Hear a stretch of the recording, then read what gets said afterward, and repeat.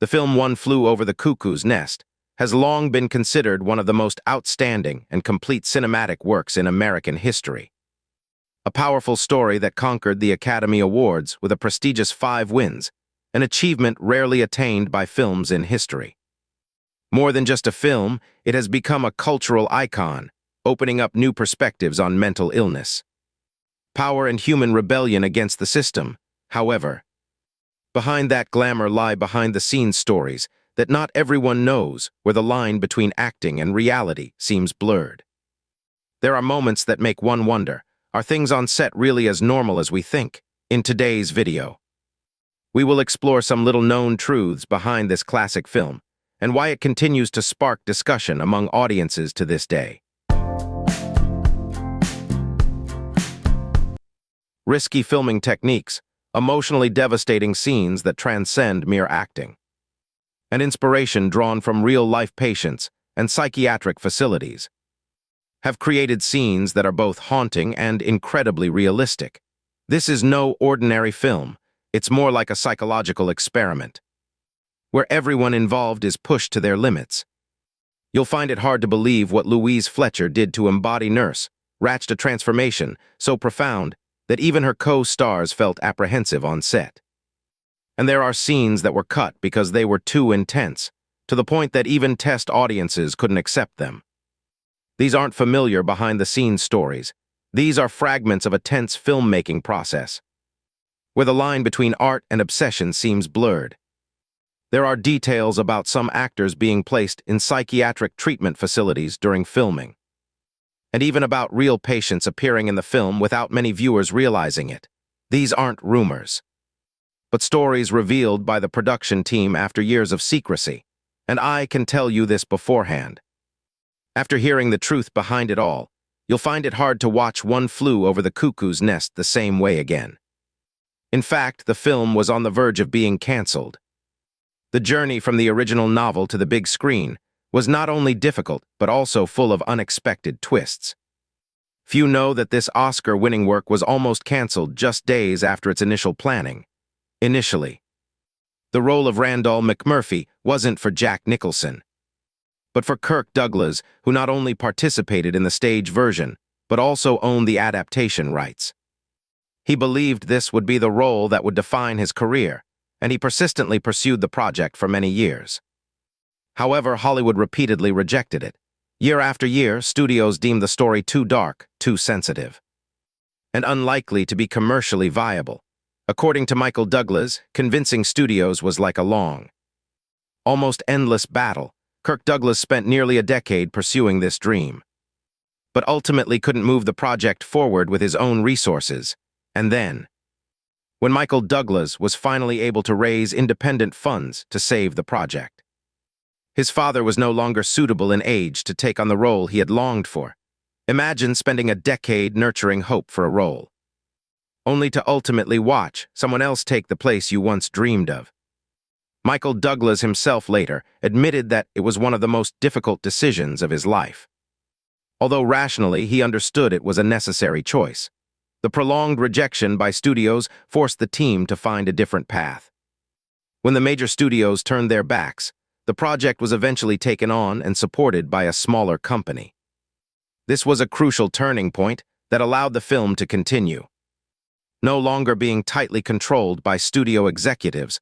Also inadvertently created a different creative environment, where every decision was bolder and sometimes much more risky.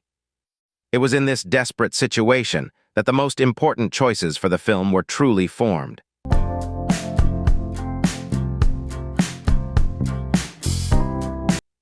The film was shot in a real psychiatric hospital with real patients participating as extras.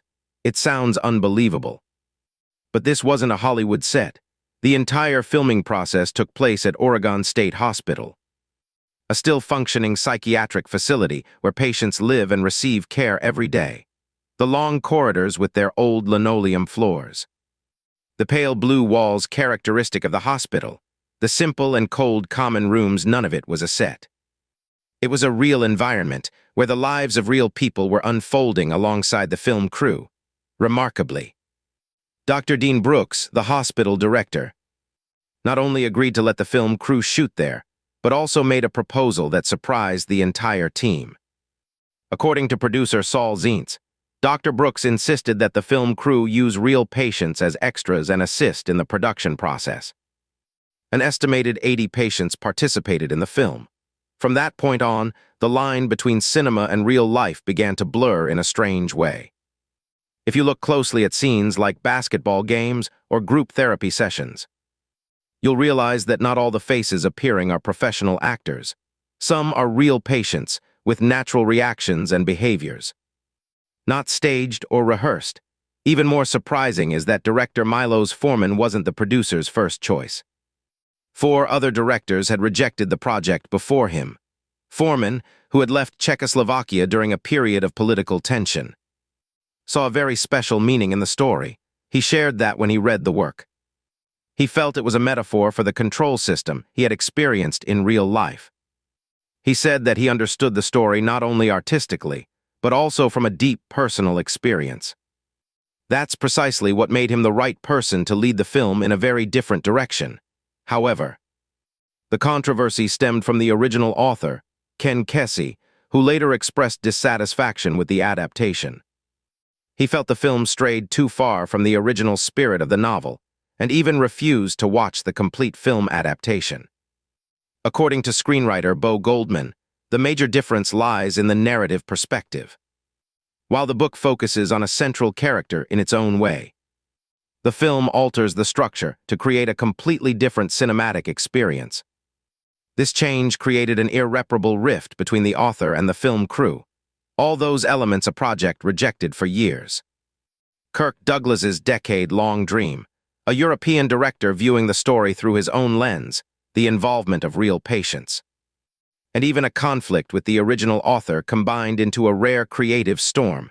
The result was not just a film, but a landmark cultural phenomenon, seen as an experiment in the boundaries between art and reality, something that is almost impossible to replicate in the same way today.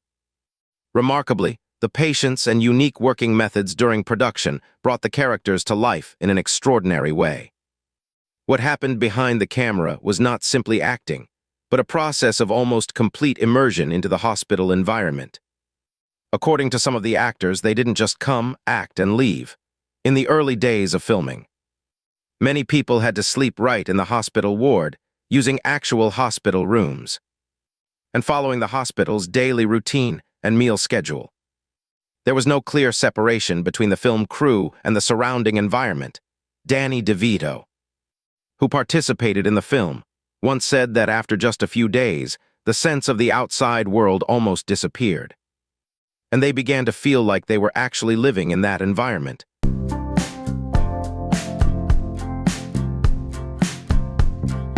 The constantly locked doors, strict schedules, and continuous surveillance in the hospital had a profound impact on the actors' psychology. In that environment, many began to understand more deeply why patients behaved the way they did. The role-playing went beyond technical acting and gradually became a prolonged psychological state, affecting their own emotions and perceptions. Sidney Lassick, who played Chesick, was one of the most concerning cases. During filming, he began to struggle to detach himself from his character. The line between his role and his true emotions blurred to an alarming degree, making those around him sense the instability. There were scenes where he continued to embody the character even between takes, displaying prolonged tension and emotion. Some crew members even suggested that this went beyond the normal scope of acting. Brad Dourif, who played Billy Bibbit, was also mentioned for having similar experiences. At times, he maintained his character's demeanor even after the cameras stopped rolling, displaying trembling and uncontrollable emotions. This drew the attention of the production team and hospital staff alike. There were even reports that hospital staff became concerned about the mental health of some of the actors, to the point of suggesting measures to separate them from the patient environment, including resting outside the treatment area instead of staying on hospital grounds. This shows a level of immersion far beyond what is typically seen in films. However, the most striking aspect lies in the group of extras. Upon closer observation of the group activities, Viewers can notice subtle differences in how some individuals move, react, and interact. This isn't a flaw in acting, but rather because they are not professional actors. In many scenes, such as playing basketball or group activities, some of the people appearing on screen are actually patients at the hospital. They don't act according to a script, but react completely naturally according to their everyday behaviors, creating a particularly authentic feel for each frame. Assistant director Herbie Smith noted that in some group scenes, if you look closely, you can see a clear difference between professional actors and those participating without training. This parallel existence creates a layer of reality that is very difficult to recreate in film. The casting process also took a completely unconventional approach. Director Milos Forman organized impromptu interactive sessions where actors and patients lived together in a shared space, without any clear distinction between who was who. In that environment, all behaviors were observed in the most natural way possible, according to producer Michael Douglas.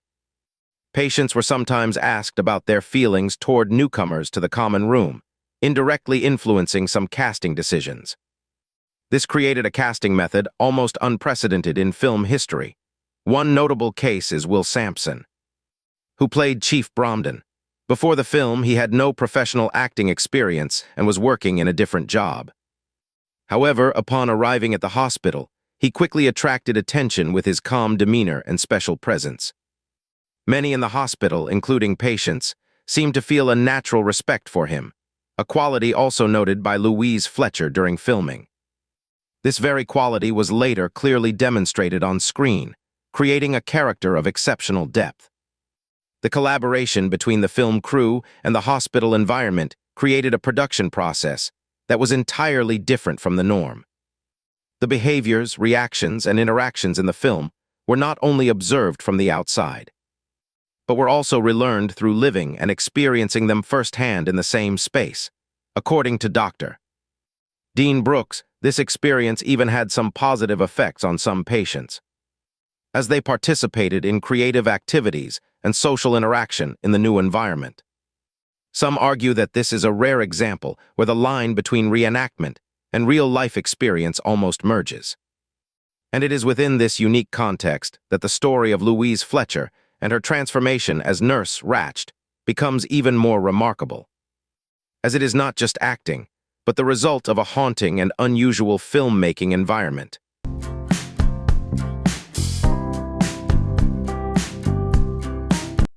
When the Academy of Motion Picture Arts and Sciences announced its ranking of the most memorable villains in film history, Nurse Ratched ranked 5th on the list of highly rated female characters. Remarkably, this achievement didn't come from violent acts or dramatic scares, but from an almost entirely restrained, cold, and controlled performance. However, behind that portrayal was Louise Fletcher's unique approach to the role. Not merely a technical skill, but a prolonged psychological battle with her co-stars.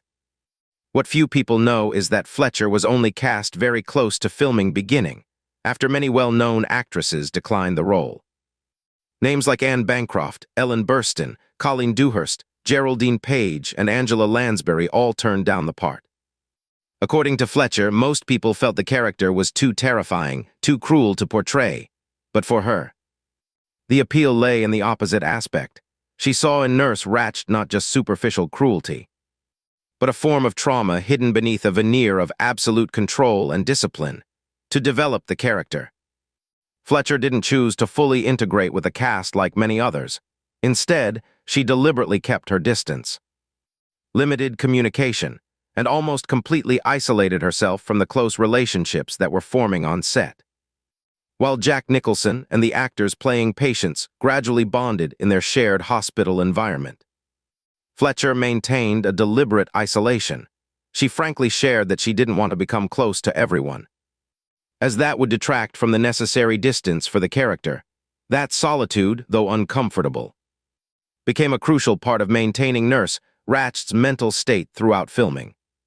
This isolation not only affected her personal experience, but also impacted the atmosphere on set. Several co-stars admitted that Fletcher's presence in the role made them feel genuinely pressured and tense. Going beyond mere acting, Danny DeVito recalled that whenever Fletcher appeared in her neat uniform, tidy hair and almost expressionless smile, the entire crew seemed to fall silent. It wasn't an exaggerated performance, but a cold, inexplicable sense of authority that naturally made those around her wary.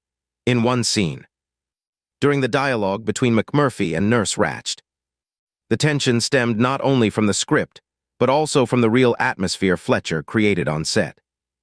What's even more remarkable is that her personal background also contributed to shaping her approach to the character. Fletcher grew up in a family with deaf parents, where she frequently acted as an interpreter between their world and the outside world. This experience helped her develop an ability to observe body language, eye contact, and subtle nonverbal cues that others might easily overlook. She once shared that growing up in that environment gave her a deeper understanding of how power operates in closed environments, where caregivers and dependents share a relationship that is both humane and vulnerable to abuse. This perspective naturally permeated her performance, creating a character who is both cold and possesses exceptional psychological depth.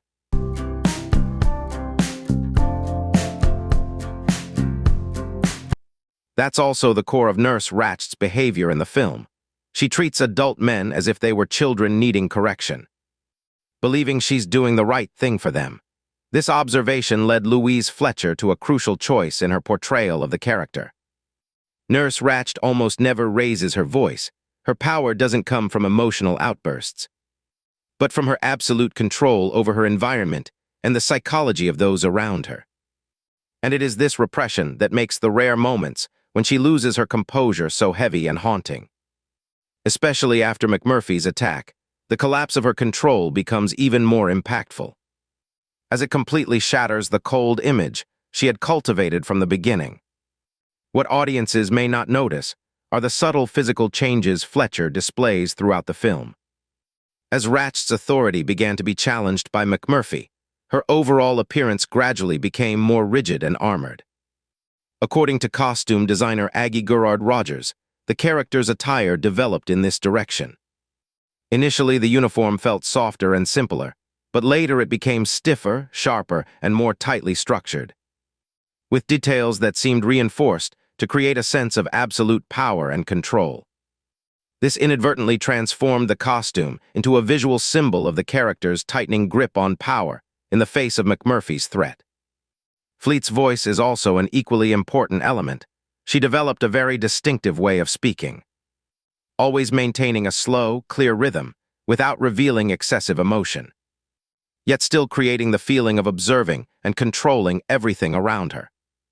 This restraint gives each of her lines a significant psychological weight. There are dialogue scenes between her and Billy Bibbit that clearly demonstrate this, where seemingly gentle words carry an invisible pressure that deeply affects the listener. After winning the Oscar, Louise Fletcher experienced something not every actor faces. She once shared that at some social events, many people tended to keep their distance from her because the character's image was so powerful.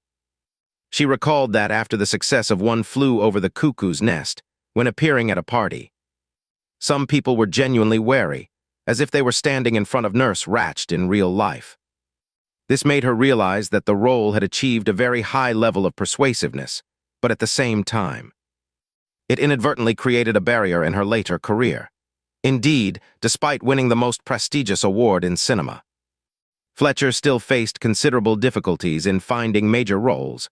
The character of Nurse Ratched is so powerful, so haunting, that many directors and viewers find it difficult to separate the actor from the role. Perhaps this is the clearest evidence of the weight of a performance built to an almost absolute psychological depth.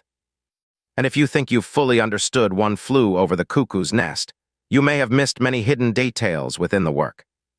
The film contains layers of symbolism and metaphors that are subtly embedded, details that not everyone will notice on their first viewing. In fact, there is an entire system of imagery and symbolic language built throughout the film, creating deeper layers of meaning that can only be fully appreciated through careful observation.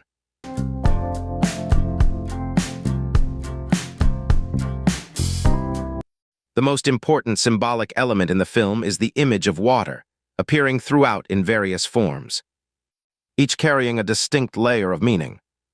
Director Milos Forman and cinematographer Haskell Wexler intentionally constructed this motif to follow McMurphy's transformation throughout the story. From the filmmaker's perspective, water represents freedom and the ability to break free from constraints. This is clearly demonstrated from the fishing scene, when the patients first leave the hospital and venture out to sea. The vast ocean here is not just a setting, but also a symbol of an open world, where people can live differently outside the walls of control. If you pay close attention in subsequent viewings, you will see that water always appears at crucial moments, and also disappears precisely when the limitations return. This deliberate repetition creates an underlying visual pattern, helping to broaden the understanding of the entire story. In the party scene, when McMurphy sneaks into the medicine cabinet area, there's a small fish tank nearby. This detail creates a stark contrast between two worlds. On one side, the control of humans through medicine and medical intervention. On the other, the image of tiny creatures swimming freely in the water. This contrast highlights the themes of freedom and control throughout the film. In the climax of the film, when Chief Bromden attempts to escape, water reappears in the form of a distant river. This image is seen as a symbol of a return to nature and primal self, where humans are no longer bound by systems or constraints. Beyond the element of water, the hospital's architecture also contains many noteworthy layers of symbolic meaning. Production designer Paul Silbert deliberately constructed the spatial layout to emphasize the sense of constant surveillance. The treatment area was designed with glass walls, with the nurse's station always positioned to observe all patients. According to the production team, this design served not only a practical purpose, but also a metaphorical representation of a constantly present control system. Patients were always under surveillance, as if placed under a microscope, much like specimens in an experiment. Color also played a crucial role in the film's visual language. Nurse Ratched was always associated with the characteristic white and green colors of the hospital. Colors that evoke a sense of sterility, but also coldness and oppression. Meanwhile, McMurphy brought the color red, starting with his signature beanie and then spreading to details in the party scene. The red here symbolizes life, chaos, and free energy, breaking the tightly controlled color palette maintained within the hospital. Costume designer Aggie Gerard Rogers confirmed that the color shift in the film is not random, as McMurphy's influence increases. The surrounding space gradually becomes more colorful, reflecting the disruption within the tightly controlled system. After the lobotomy, the film returns to a cold white and blue color palette, as a way of representing the erasure of the previous free energy. This is seen as a deliberate visual choice, intended to emphasize the changing state of the character and the environment. One of the most subtle layers of symbolism is the use of reflections and mirrors to represent the separation between the individual and the self. Chief Bromden often appears reflected on surfaces such as windows or polished floors, creating the impression that he is separated between his inner world and the external world. This motif is believed to originate from Milos Forman's idea, intended to emphasize how the characters have been alienated from their true selves by the hospital system. Will Sampson, who plays Chief Bromden, also shared that the reflections are used as a visual way to represent this internal separation. Notably, in the final dialogue scene between Chief Bromden and McMurphy, the reflective element almost completely disappears. This detail is seen as a sign of the character's final shift in perception and his journey of self-liberation.